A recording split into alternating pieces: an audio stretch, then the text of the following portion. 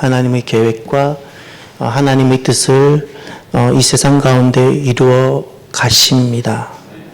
이것을 역사의 관점에서는 무슨 역사라 부를까요? 역사를 문명 발달사로 보기도 합니다. 진화론적 관점입니다. 점점점 발달한다. 또 사상사로 볼 수도 있습니다. 또 전쟁사로 역사를 보기도 합니다. 그런데 이 우리가 살아가고 있는 이 역사가 하나님이 실제로 계시고 통치하시며 한치도 하나님의 그 시간과 하나님의 계획 가운데 하나님의 뜻이 이루어져 가는 역사라고 보는 이것을 무엇이라 부를까요? 하나님의 구속사. 예, 구속사입니다. 구속사. 여러분은 하나님께서 계시며 하나님께서 통치하고 계심을 믿습니까? 예. 그러면 하나님은 팔짱 끼고 멀리 계시는 분이 아니라 실제로 이 세상에 우리가 움직이는 것 같지만 하나님께서 계획하신 바를 하나님이 스스로 이루어 가시는 분임을 확신한다면 우리들에게는 역사가 구속사의 눈이 있어야 됩니다. 구속사의 관점으로 나를 보고 하나님께서 나에게 완전한 구원에 이르게 하기 위해서 오늘날 나를 이런 과정을 두시는구나. 때로는 나에게 광야도 주시고 나에게 이런 눈물도 두게 하시는구나. 가정도 그렇게 해석하고 나라도 그렇게 구속사의 눈으로 볼 수 있어야 됩니다. 믿습니까? 예. 이제 대선이 한 10일 정도 남은 것 같습니다. 우리나라는 대통령제죠. 대통령 중심제 형태를 가지고 있습니다. 대통령 중심 정치 제도에는 국가의 모든 권력이 대통령에게 집중되어져 있는 구조입니다. 국무총리를 비롯해서 약 2만 명 정도의 그 사람을 세울 수 있는 인사권자이고 국가안보를 책임지는 군수통수권자이고 국내외 우리 국내든 국외든 국가적 책무, 여러 가지 정책이나 경제나 여러 가지 것들 막대한 영향력을 행사하는 행정권자입니다. 대통령이 누구가 되는가에 따라서 그냥 어떤 지도자가 됐구나로 끝나지 않고 실제로 국가의 현재와 미래, 우리 개인의 현재와 미래와 결정적으로 영향을 주고받게 되는 겁니다. 그래서 매우 매우 중요합니다. 기도하시기를 바랍니다. 연동교회 이제 원로 목사님이 되신 이성희 목사님, 그 이성희 목사님께서 이번에 기독공부에 이 대선과 관련해서 이제 또 글을 세 번째 그분이 패널이 돼서 올렸습니다. 기독교회는 어떤 대통령을 뽑아야 할까입니다. 그분이 다른 소제목은 기독교회는 어떤 대통령을 뽑아야 할까 해서 한 4가지를 다루었는데 그 중에 참 공감 가는 것이 있었습니다. 그분이 제일 먼저 언급한 것은 도덕성을 이야기합니다. 도덕성을 갖춘 후보여야 된다. 대통령 후보에게 영성은 요구할 수 없지만 대통령 후보에게 도덕성은 확실하게 요구해야 된다 이야기했고, 두 번째가 제가 많이 공감이 됩니다. 저는 항상 이 두 번째 관점입니다. 이건 개인적인 거지만 저는 그러나 이것은 분명하고 확실하게 여깁니다. 교회를 유익하게 하는 후보입니다. 이성희 목사님께서 기독교회는 어떤 대통령을 뽑아야 할까 해서 그분이 말씀하는 두 번째가 어느 후보가 교회를 유익하게 하느냐라는 겁니다. 성경적 상식과 성경적 가치에 어긋나지 않는 정책을 어느 후보가 펼치느냐입니다. 어느 후보가. 왜 이것이 중요한 거 아니? 많은 그리스도인들은 이렇게 그동안 살아왔습니다. 내가 살아가는 것과 내가 어떤 지도자가 정책을 펴는 것과 하나님이 통치하는 아무런 관계없이 따로 생각을 했습니다. 따로 이분법적으로. 그러나 우리가 그렇지 않다는 것을 압니다. 하나님의 통치와 하나님의 역사는 우리가 행위하는 정치 행위, 우리가 행위하는 경제 행위와 전혀 분리되지 않고 그 속에 있는 겁니다. 내 정치 안에 하나님에 대한 신앙 고백이 있어야 되고 내 경제 행위 안에 하나님에 대한 신앙 고백이 있어야 합니다. 왜냐하면 우리는 하나님의 구원 역사 그 밖에서 살아갈 수가 없는 겁니다. 우리가 살아가고 있는 이 모든 것은 호흡하는 것, 경제활동하는 것, 정치활동하는 이 모든 것은 하나님의 구속 역사 안에 있는 것입니다. 그래서 우리가 지도자가 세워진다든지 어떤 정책이 펼쳐진다든지 할 때는 그것이 하나님의 구원 계획과 얼마나 함께 가느냐, 교회에 어떤 유익을 줄 수 있는 것이냐. 왜냐하면 포괄적 차별금지법, 교회는 절대 사람을 차별하지 않습니다. 어느 세상 누구라도 데려오십시오. 그들보다 우리가 그들 더 공감하고 이해합니다. 포괄적 차별금지법을 반대하는 것은 차별을 우리가 반대한다 이런 개념이 아닙니다. 하나님의 뜻과 일치되지 않기 때문입니다. 우리가 원하는 건 이겁니다. 왜냐하면 하나님의 뜻과 목적 가운데 하나님께서 세상을 이끌어 가시고 이미 우리는 마지막 그림을 가지고 있는 사람들입니다. 세상이 전쟁이 날 수도 있고 세상이 전염병이 올 수도 있고 세상이 다음에 또 어떤 기근이 올 수 있을지라도 우리는 하나님께서 계획 가운데 온 세상을 이끌어 가실 마지막 그림을 알고 있고 이것을 붙들고 이것을 보고 걸어가는 사람입니다. 우리는 전쟁을 만날 수도 있고 기근을 접할 수도 있지만 우리는 마지막 그림을 갖고 가기 때문에 요동하지 않고 걸어가는 사람입니다. 그렇기 때문에 우리는 중간에 무엇을 질문하는가 하면 우리가 오늘 행하는 이 정치 행위와 경제 행위가 얼마나 하나님의 구원 계획과 하나님의 목적과 일치될 수 있느냐는 겁니다. 이것을 질문해 보는 겁니다. 질문을. 종교사업법도 마찬가지고 이성희 목사님께서도 포괄적 차별금지법이나 종교사업법에 대해서 이게 성경적 가치와 상식이 함께하는 후보였으면 좋겠다. 그런 이야기를 하시더라고요. 우리가 살아가는 인간사, 가정사, 개인사, 그리고 세계사까지 이것이 하나님께서 만들어 가시는 역사와 떨어져 있지 않습니다. 이것을 우리가 함께 생각하지 못하니까 하나님을 믿는다 하면서도 하나님 없는 정치 행위를 하고 하나님을 믿는다 하면서도 내 경제활동은 하나님과 관계없이 그냥 해왔던 겁니다. 우리의 모든 그 활동은 하나님을 떠날 수도 없고 우리의 모든 것은 내 믿음을 반증하는 것이어야 됩니다. 심지어 밥을 먹는 것까지, 자녀를 양육하는 것까지, 내 정치 활동, 내 경제 활동, 내 문화 활동, 이 모든 것은 하나님이 계시기에 그 계시는 하나님을 내가 믿기에 하는 모든 반증이 되어져야 됩니다. 반증이. 개인적으로는 이번에 대선 후보들 이렇게 벽보를 보니까 처음 뵙는 분들도 계시더라고요. 대선 후보에 나오신 분들 중에서도 처음 뵙는 분들도 계시더라고요. 우리가 이분들을 어떻게 봐야 할까? 저는 그 누구도 완전한 사람이 없다고 전 봐요. 어느 누가 해도 이 나라를 정말 탁월하게 잘 이끌어갈 사람이 정말 있을까? 그렇진 않게 봐요. 다만 제가 목사로서 제가 하나님께 기도하고 바라는 것이 하나 있어요. 그것은 너무나도 중요한 건데, 하나님, 이 나라에 세워질 지도자가 하나님의 구속의 역사와 그리고 하나님 나라인 교회와 함께 가거나 유익을 주는 후보가 되게 하옵소서입니다. 이것이 참 중요합니다. 지금까지 우리나라를 이끌어갔듯 여기까지 오게 한 사람, 우리를 이만큼 세운 사람이 아니라 하나님임을 저는 믿기 때문에 그렇습니다. 하나님입니다. 그리고 주님이 오시지 않습니까? 또 한 가지 제 개인적인 신앙 고백인데, 우리가 지도자가 내 마음에 들 수도 있고 안 들 수도 있지만 제가 갖는 그 고백이 이겁니다. 중간에 우리는 수많은 사연을 겪게 되고 환난을 겪을 수도 있고 광야를 걸어갈 수 있지만 마지막에는 이기게 됩니다. 이것이 하나님 구원 계획 가운데 하나님이 미리 보여주신 그림입니다. 그래서 이럴 수도 있고 저럴 수도 있지만 저는 낙심하지 않습니다.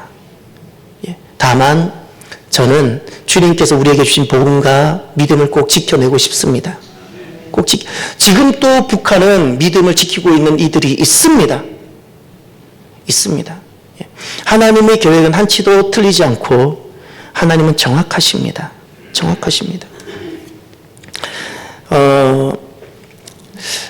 빅체인지 한국교회라는 책에 보면 하나님께서 이 세상 역사 가운데 어떻게 오셔서 하나님의 구원 역사와 계획을 성취해 가시는지를 잘 설명하고 있는데 이런 이야기를 합니다. 하나님은 특정 시기에 특정 사건을 발생시키면서 기존의 패러다임을 폐하시고 새로운 패러다임을 세우신다. 굉장히 공감이 갑니다. 그리고 미래를 만들어 가신다는 겁니다. 특정 시기에, 그게 지금 같은 코로나 시즌이든 아니면 스페인 독감 시즌이든 2차 세계 대전이든 어떤 특정 시기들, 중세 때 패스트든 특정 시기에 특정 사건을 발생시켜서 기존에 있었던 패러다임을 폐하고 새로운 패러다임을 이렇게 세우기 위해서 다음 시대를 열어가셨다는 거예요. 예를 들면 이런 겁니다. 예수님께서 죽으시고 3일 후에 부활하시고 부활하신 후 40일 만에 성령님이 오셨습니다. 아니 50일 만이죠. 예, 50일 만에 성령님이 오셨습니다.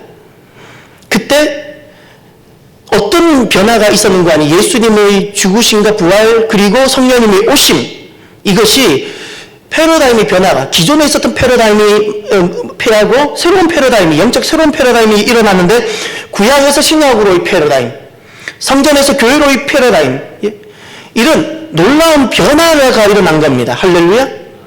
중세 패스트를 한번 이야기해 봅시다.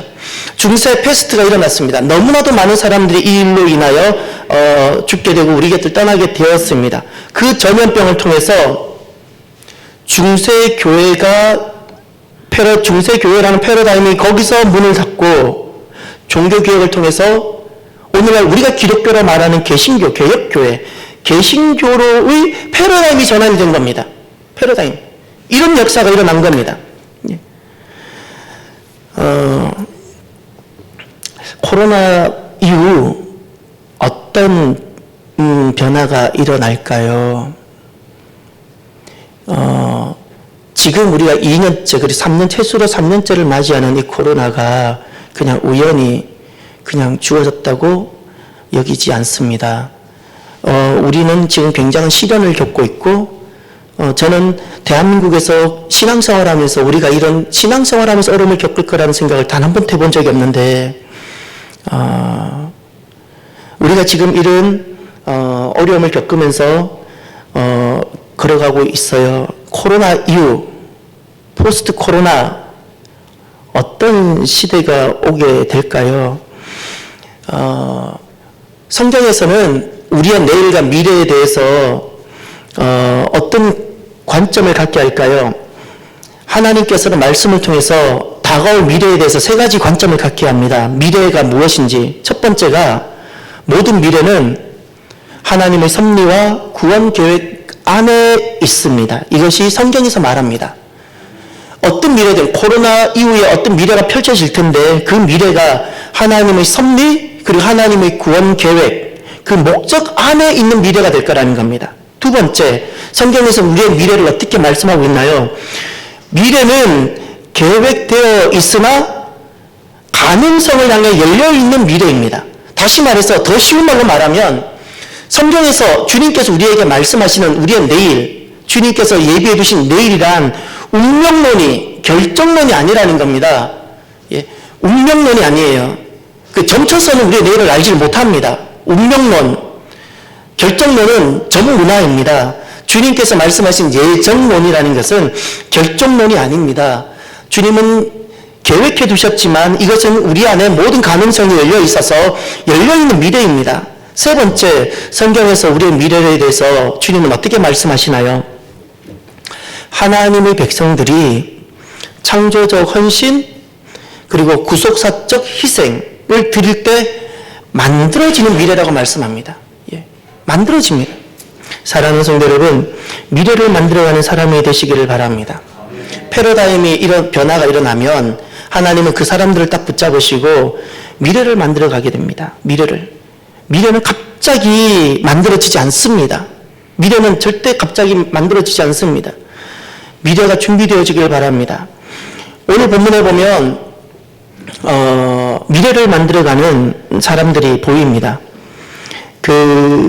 이 사도행전 2장은 성경에서 가장 감격스럽고 가슴 벅차고 잃어버린 하나님 나라가 회복되어지는 정말 이 사도행전 2장만큼은 가장 완전한 어떤 한 장면입니다. 장입니다. 오순절에 성령님이 오셨습니다. 견고한 신앙 공동체가 세워지게 됩니다. 떠났던 사람들이 돌아옵니다. 이와 같은 놀라운 말씀입니다. 여러분 여기에서 먼저 이런 놀라운 역사가 누구를 통해서 일어났는가를 한번 보시기를 바랍니다. 사도행전 2장, 이 말씀이 하나님은 사도행전 2장의 새로운 역사를 지금 열어가고 계시는데 이 자리, 이 미래를 만들어가는 사람은 누구인가?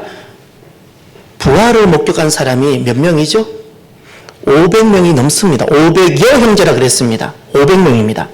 그런데 지금 새로운 미래, 패러다임이 바뀌고 새로운 미래를 열어가는 이 사도행전 2장의 이 자리에 있는 사람은 몇 명이었죠?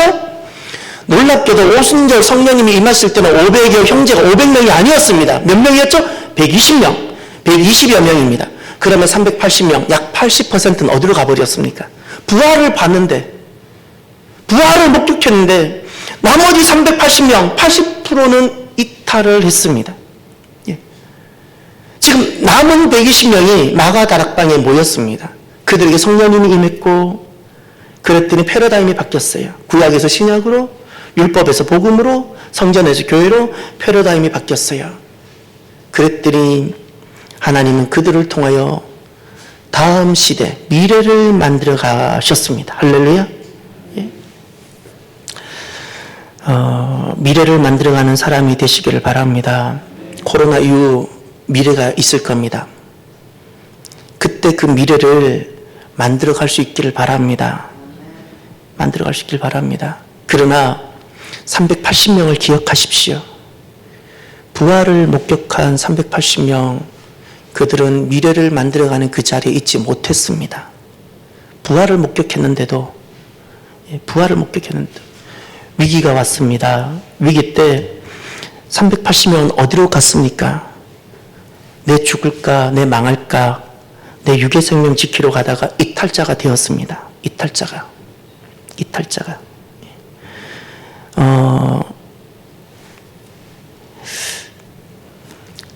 저는 그냥 제가 살아가는, 주님 때문에 제가 살아가는 삶의 방식입니다. 사람마다 다 조금씩 다르겠지요. 아침이면 해가 뜬다는 것보다 저는 제게 있어서 더 진실이고 사실이 하나 있는데, 주님은 계시고 그분이 나를 구원하셨고 그 주님이 오신다는 사실입니다. 이것은 아침이면 해가 뜨는 것보다 제게는 더 분명한 사실입니다. 주님이 계시거든. 그러니 저는 그렇습니다. 위기가 찾아오기도 합시요. 다양한 위기 장면이 옵니다. 그게 경제의 문제든 자녀의 문제든 건강의 문제든. 위기의 핵심은 결국에 육의 문제지요. 생명의 문제. 저는 그때 제 육의 생명을 주님께 맡깁니다. 이유가 있습니다. 육의 위기 때 이 삶의 문제, 생명의 문제만 딱 맡겨놓으면 대부분 저절로 다 정리가 되는데, 이게 정리가 안 되니까 사람들이 이탈자가 됩니다. 그러면 저는 왜 흔히 입으로 늘 많이 하는 왜 주님께 맡깁니다라는 그 삶을 왜 살까요? 이유가 있어요. 두 가지 너무나도 분명한 제게 이유가 있습니다. 하나는 제가 아무리 노력하고 제가 아무리 모든 지성과 내 의지를 다 동원해서 내 몸을 지키고 돌보고 좋은 의사 선생님을 만나고 좋은 약을 먹고 운동을 해서 내 몸을 튼튼하게 해도 내 육의 생명을 제가 지켜내지 못한다는 것을 압니다. 제게는 내 몸을 지켜낼 능력이 없다는 것을 제가 인정합니다. 내게 능력이 없기 때문에 능력 없는 자가 마치 능력이 있는 것처럼 지켜낼 수 있다는 저는 그런 자만은 하지 않습니다. 저는 저를 인정합니다. 저는 제가 제 자신을 지켜내지 못합니다. 그렇게 운전하는 걸 좋아하지만 제가 운전을 잘하기에 사고로부터 나를 지켜낼 수 있다고 또 인정하지 않습니다. 두 번째, 제가 무엇을 믿고 인정하냐? 나는 지켜내지 못하지만 내 육과 내 생명을 지킬 수 있는 능력 있는 분을 저는 압니다. 그분이 주님입니다. 그래서 저는 나는 지킬 수 없기에 내가 지키려고 붙잡지 않습니다. 지킬 수도 못하면서 붙잡는 것을 오만이라 부르고 그렇게 말합니다. 근데 저는 내가 지킬 수 없다는 걸 알기 때문에 지킬 수 있는 분에게 드립니다. 이것은 믿음이라 부릅니다. 신뢰라 부릅니다. 저는 그래서 주님께 위기 때 주님께 맡깁니다. 그리고는 이런 마음을 가집니다. 하나님께서 살게 하시는 만큼 살고 안 죽으려고 몸부림치지 않고, 예, 요겁니다. 하나님께서 오늘까지 살게 하시면 그냥 오늘까지 사는 겁니다. 예. 사람들은 하루라도 더 살려고 몸부림을 치지요. 예. 정말 하나님이 싫은가 봅니다. 제가 말하는 것은 빨리 죽자는 개념이 아닙니다. 그 개념이 아니라 더 살고 안 죽으려고 하는 그 모습이 그게 실은 욕심입니다. 욕심. 내 살고 죽는 것이 하나님의 정확한 계획 가운데 저는 있다고 믿습니다.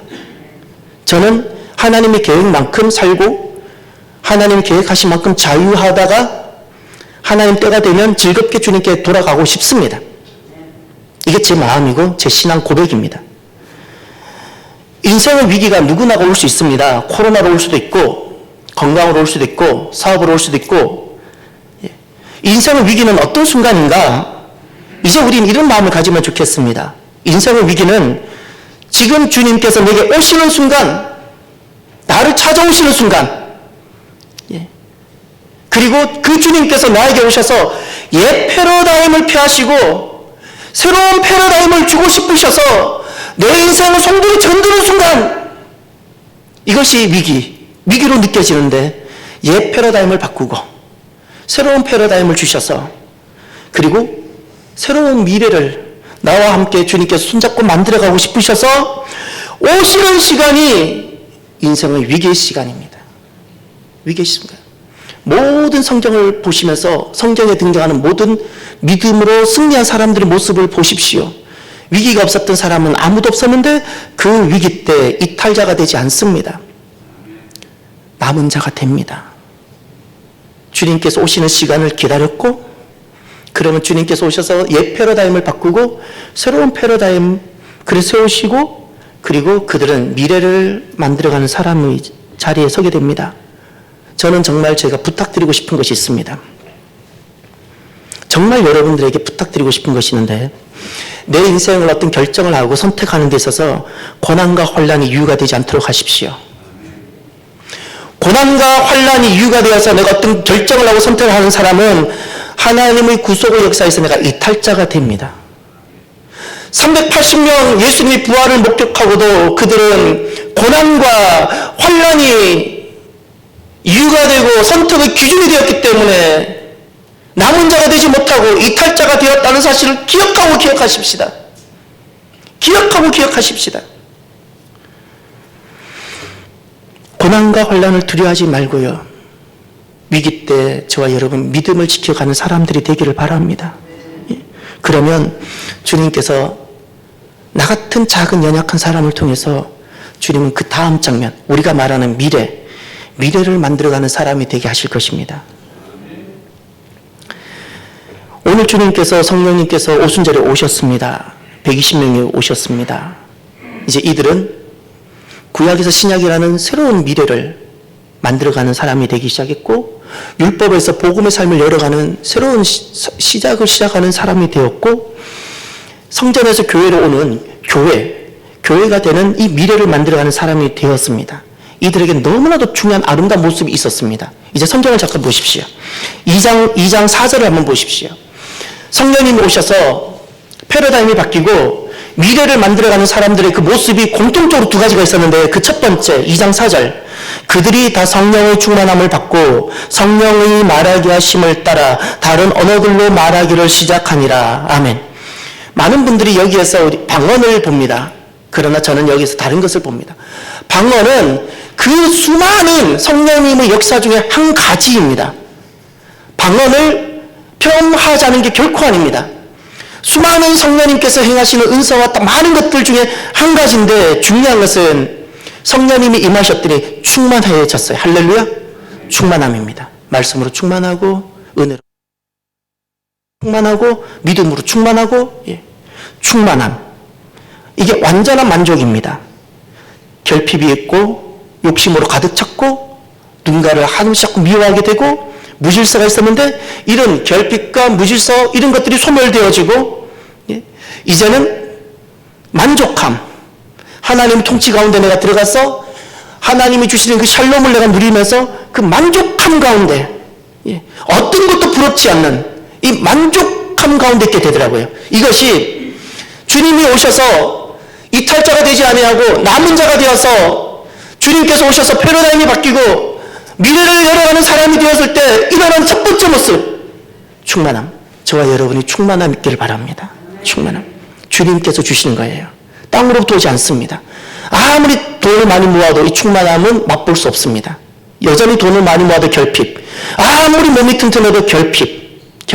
그러나 주님께서 주시는 것이 있는데 충만함. 할렐루야. 두 번째 14절을 보십시오. 14절.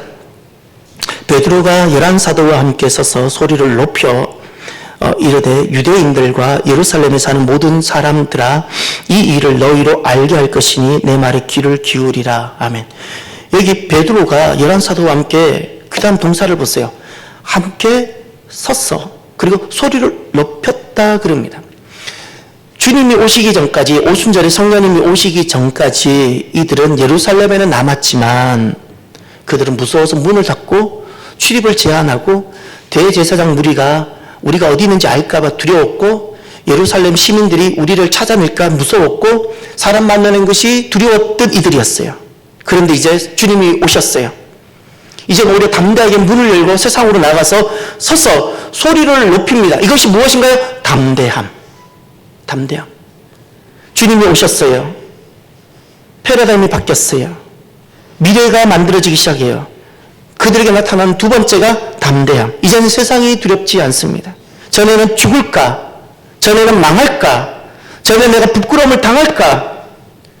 두려웠는데 이제는 내가 하나님 백성으로서 하루만 살아도 감사하고 이제 세상이 두렵지 않고 이제는 문을 닫혀있던 문을 활짝 열고 세상 속으로 내가 들어가서 내가 받았던 은혜를 전하고 내가 만난 하나님을 내가 이야기하면서 그들이 나에게 무슨 말을 하든지 나는 괜찮고 오히려 그들을 축복할 수 있는 이런 마음. 할렐루야. 담대함. 이것이 성령님이 오시니까 패러다임이 바뀌면서 미래가 열리기 시작하는데 일어나는 두 번째 모습. 사랑하는 성도 여러분, 우리에게 이 충만함과 이 담대함이 가득하기를 바랍니다. 예. 오늘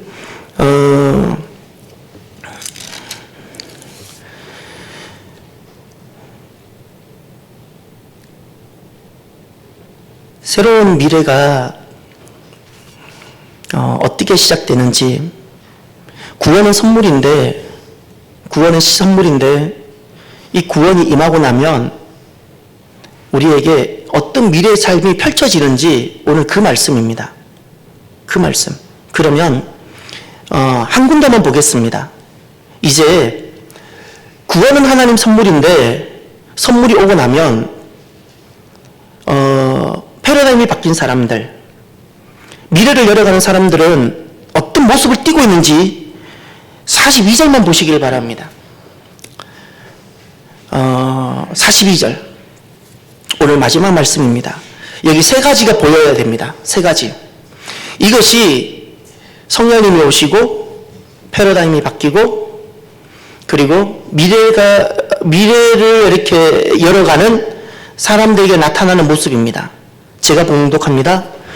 그들이 사도의 가르침을 받아 서로 교제하고 떡을 떼며 오로지 기도하기를 힘쓰니라. 아멘. 이 42절이 다시 확장돼서 말씀하고 있는 것이 43절부터 47절까지 말씀입니다. 중요한 것은 42절입니다. 주님이 부활하셨다는 소식을 듣고 우리가 죽인 그 예수님이 오시기로 약속된 메시아라는 소식을 듣고 나서 회개하고 세례받고 성령님이 주시는 구원을 영생을 생명을 선물을 받고 나니까 42절이 된 겁니다. 구원 이후입니다. 구원 이후가 첫 번째 사도의 가르침을 받았다 그랬죠. 이것이 어떤 패러다임, 어떤 변화가 일어납니까? 시대 가치에서 말씀으로의 변화가 일어납니다. 시대 가치라는 것은 당시대에 가장 중요하게 여기는 것을 말합니다. 당시대 이것이 가치 있는 어떤 것입니다. 그것이 그 스펙일 수도 있고 그 당시에는 미의 기준도 다 다릅니다. 미의 가치도 다르고 부의 가치도 다르고 모든 것이 다 다른데 전에는 내가 살아가고 있는 시대의 가치에 따라 내가 움직였어요. 자녀도 그렇게 길렀고 내 인생도 그렇게 그 시대가 말하는 보석을 붙잡으며 살았는데 주님을 만나고 나니까, 구원이 오고 나니까 첫 번째 바뀌는 것이 시대 가치에서 이제는 영원한 말씀으로 옮겨집니다. 기준이 바뀝니다. 하나님 말씀에 두게 됩니다. 기준을. 이제는 하나님이 가치 있게 여기는 것을 어떤 시대든, 고조선 시대든 앞으로 100년의 시대이든 하나님께서 가치 있게 여기는 것을 내가 가치로 여기고, 하나님께서 보시는 관점, 하나님 눈 보시는 것을 나도 보고, 하나님 가시는 곳에 나도 가고. 할렐루야. 시대 가치에서 말씀으로의 변화가 일어납니다. 미래를 만들어가는 사람들. 그리고 두 번째를 보십시오. 42절 중반절 서로 교제하고 떡을 떼며. 이 두 번째 어떤 변화가 일어나는가? 나에서 공동체로입니다. 전에는 내가 중요하고, 나를 위해 형제들끼리 다투기도 하고, 나를 위해 형제끼리 움켜잡기도 하고, 나를 위해서 내 잘 살려고 남의 것을 빼앗기도 하고, 나 위해서 탐욕과 거짓의 삶을 살았는데 주님이 오신 겁니다. 부활하신 예수님을, 그분이 메시아임을 내가 만나고, 내가 회개하고 세례받고 주님이 성령님이 주시는 구원을 선물로 받았어요. 그랬더니 이제는 나에서 공동체로의 변화가 일어납니다. 새로운 나라, 새로운 백성의 삶을 살아가는 겁니다. 이제는 하나님 나라 새 백성으로서 너와 함께 공동체를 이루며 살아갑니다. 공동체라 그랬을 때 손을 뭐 여러 명이 붙잡고 강강술래 하듯이 이렇게 붙잡고 있으면 공동체일까? 아닙니다. 주님 말씀하시는 그것은 공동체가 아닙니다. 겉으로 보면 사회주의는 굉장히 공동체일 것 같습니다. 이름을 들어보면 공산주의는 되게 공동체일 것 같습니다. 아닙니다. 왜 공동체가 아닌가? 사회주의나 공산주의에는, 거기는 사회주의나 공산주의에는 다 나라는 존재가 도리어 죽습니다. 안 피어납니다. 그러나 하나님이 말씀하시는 공동체는 나라는 존재가 다 꽃처럼 피어납니다. 꽃을 피워내지 못했던 이렇게 몽어리가 정말 하나님 나라 공동체가 되면 다 피어나고 아름다운 꽃이 다 되는데, 사회주의나 공산주의는 이 몽어리가 피지 않고 피었던 꽃조차도 다 움켜쥐고 다 개인적으로 다 죽어버리게 됩니다. 주님이 말씀하신 공동체가 절대 아닙니다. 절대 아닙니다. 주님이 말씀하시는 나에서 공동체로 변화될 때 그 공동체는 내 부끄러움이 용납되는 곳입니다. 내 부끄러움이 용납되고, 그리고 내가 가장 완전히 살아있는, 공동체인데 내가 완전히 살아있어요. 가장 완전히 살아있고, 그리고 하나님이 구원의 계획을 내가 수행해 가는 겁니다. 세 번째, 어떤 변화가 일어나는가? 42절 마지막 하반절을 보십시오. 오로지 기도하기를 힘쓰니라. 기도한다는 의미가 무엇일까요? 소망의 문제입니다. 전에는 소망을 세상에 두었는데 주님을 만나고 나서, 성령님 오고 나서, 생명이 시작되고 나서는 세상에서 하나님께로 바뀝니다. 무엇이? 소망이. 전에는 내 소망을 세상에 두었어요. 부에도 두고 미모에도 두고 실력에도 두고 그랬는데 왜 기도하죠? 소망을 오직 하나님께만 두니까. 왜 사람들이 기도하지 않을까요? 아직도 하나님께 전적으로 소망을 두지 않기 때문에.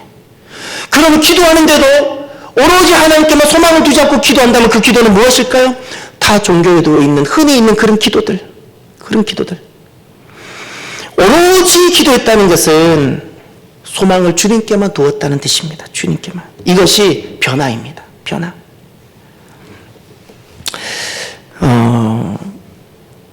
구원 선물인데 구원 이후에 펼쳐내게 되는 삶이 하나 있었습니다. 시대 가치에서 말씀으로 살아가는 것도 나 하나입니다. 소망을 세상에 두었다가 세상을 하나님께, 소망을 주님께만 두는 것도 나 개인의 문제인데 이것은 겉으로는 표가 전혀 안 납니다. 그러나 구원을 선물로 받고 나면 지금까지 살지 않았던 전혀 다른 삶이 또 하나 나타나는데 그것이 공동체 삶입니다. 나 하나만 살다가 이제 함께 더불어 살아갑니다. 그래서 신앙생활은 반드시 공동체여야 되고, 공동체 안에 있을 때 내 모습이 내 신앙의 영적 상태입니다. 반드시 공동체 안에서 내 신앙을 확인하셔야 됩니다. 나 혼자 신앙생활을 잘하는 것 같죠? 원래 총각 처녀들이 결혼하기 전에는 다 개별적으로 다 자기는 멋있고 잘난 사람이라 여깁니다. 결혼해봐야 압니다.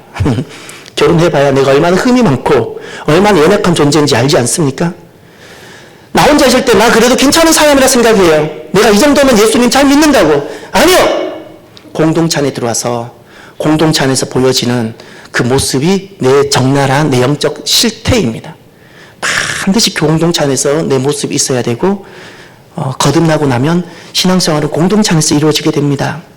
코로나 이후에 이제 유니버스 시대가 지나가고 메타버스 시대가 올 거라고 예측들을 합니다.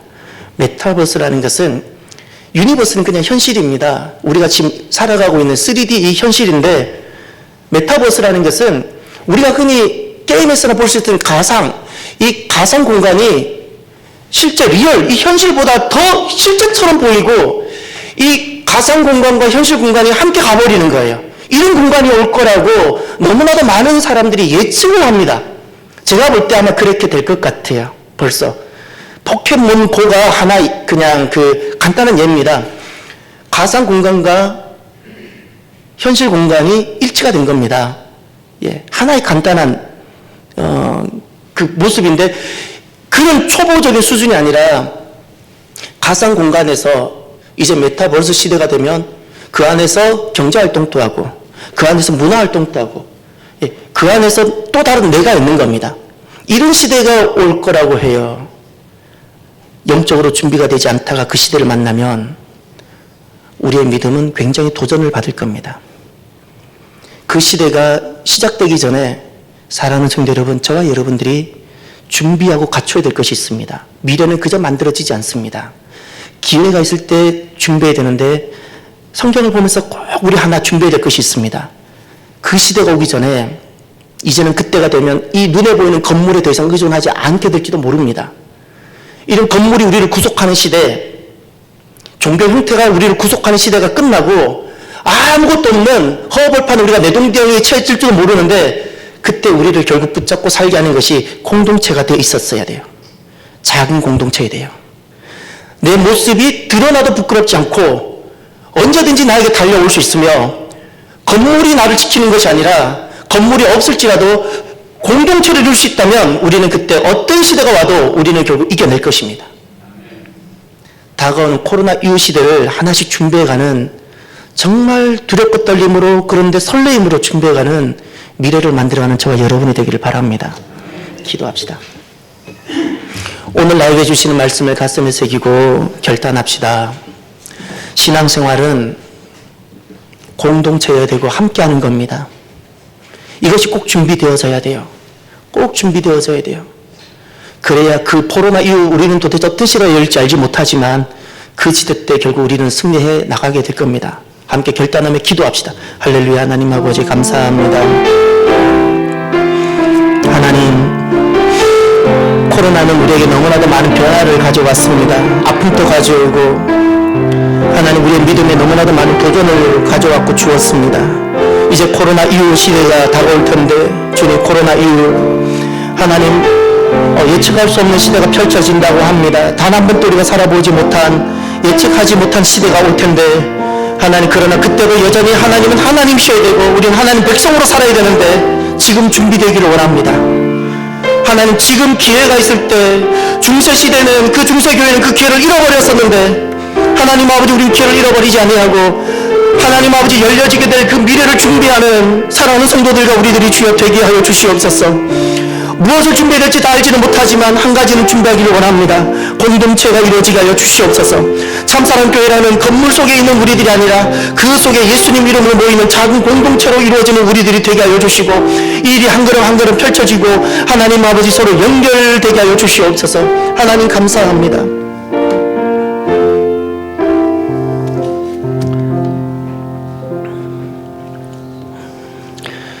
코로나 이후에 우리가 살아가야 할 삶이 있습니다. 예측되지 않는 코로나 이후의 시대들, 그 시대 속에서도 여전히 하나님은 하나님이시고 우리는 하나님 백성으로 세상 속에서 충만함과 담대함으로 살아내는 우리들이 주여 되게 하여 주옵소서. 준비되게 하옵소서. 준비되게 하여 주셔서 코로나 이후 어떤 예상치 못한 시대가 우리에게 펼쳐질지라도 여전히 우리가 믿음으로 승리할 수 있도록 주여 준비되게 하시되, 무엇을 준비해야 될지 다 알지를 못하지만 주님께서 말씀하신 패러다임이 바뀌었을 때 공동체가 이루어진다는 것을 깨닫게 됩니다. 꼭 공동체, 건물과 하드웨어로 움직여지는 곳이 아니라 공동체로 이루어지는, 생명으로 만나고 움직여지는, 나 자신이 부끄럽지 않는, 나 자신이 용납되는 하나님 공동체가 세워지는, 작은 공동체들이 세워지는 참사랑 교회가 되게 하여 주옵소서. 감사하며 예수님 이름으로 기도드립니다. 아멘. 이 시간은 봉헌 시간